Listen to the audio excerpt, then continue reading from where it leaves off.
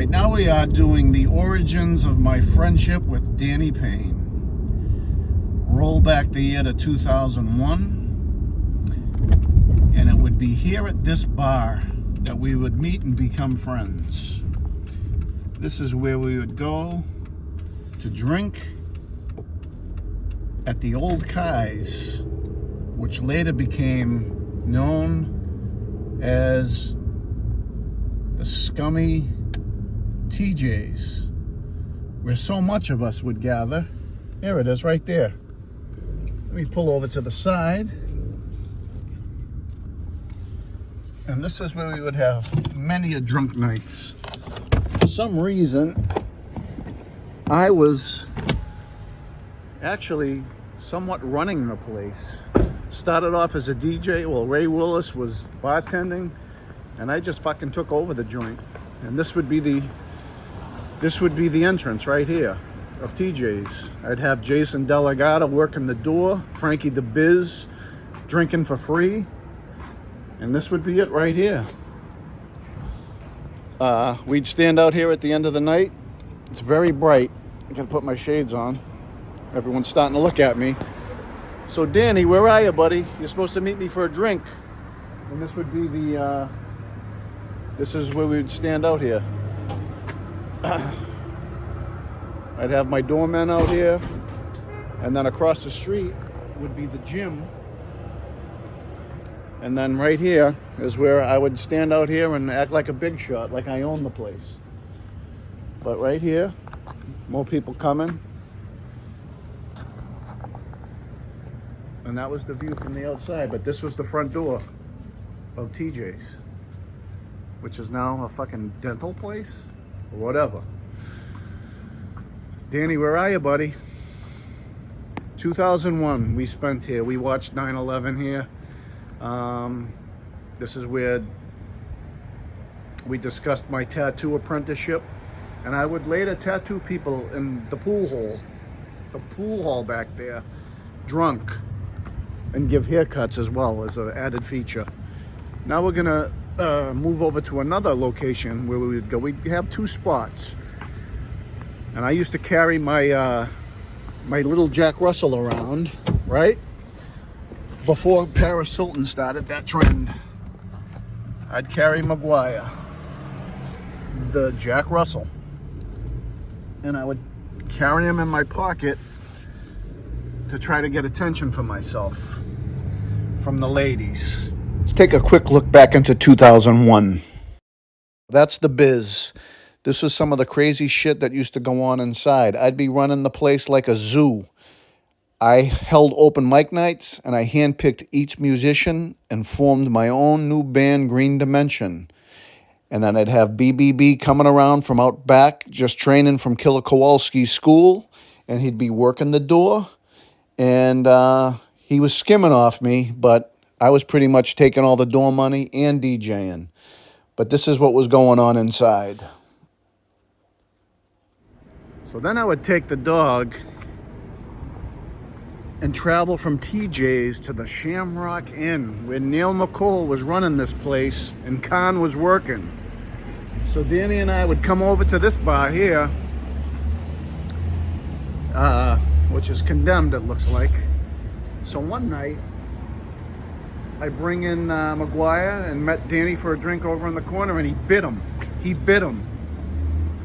And he was pissed. And we had a little feud. He threatened to kill my dog after he bit him, and yeah, Danny and I had a little problem for a little while, but we squashed it.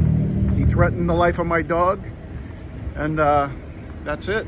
You know, it was just a little bump in the road of our friendship, but I understood after the fact. I mean, my dog fucking bit him. And after the night of drinking was over, Danny would get a ride home from yours truly. And this is where I would drop him off. This was his street. And this was the house that it all happened in. See this house right here? Danny had a very large apartment with great acoustics. And it was here that I heard him fart for the first time with so much bass. It was very powerful. And very drafty, but he would warm it up. Always with the culinary.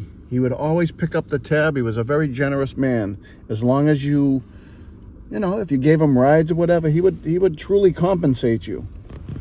But yeah, he used to blow his ass out in this house. I'd come meet him in the morning. Food, always. We'd start the day here, figure out a plan, but it always revolved around food. He always had the best food going. He'd cook, and then he'd fucking let one rip. Really, really powerful. Yep. That's where I first picked up a tattoo needle. And me, of course, after the friendship was budding, we were basically neighbors. Like, we lived like 5 minutes from each other. He lived there, and I lived here. 4 minutes up the road, so it was a very easy track to go from dropping Danny off and to me coming home stinking drunk every night of the week in 2001. I would stumble out of my car, sometimes leave it on. First thing I'd do is I'd take a piss over by this bush, hoping that Big Lee wasn't around or Tim Hines wasn't hiding around. But yep, this would be my walkway. Stumbling, of course, stumbling. And yeah, this was my house, my apartment. And I'd be up there and I'd piss off the top of the balcony. 3 a.m. every night, and then go to work late. But I'd go in here, I'd do my laundry in there. But yep, same door, same everything.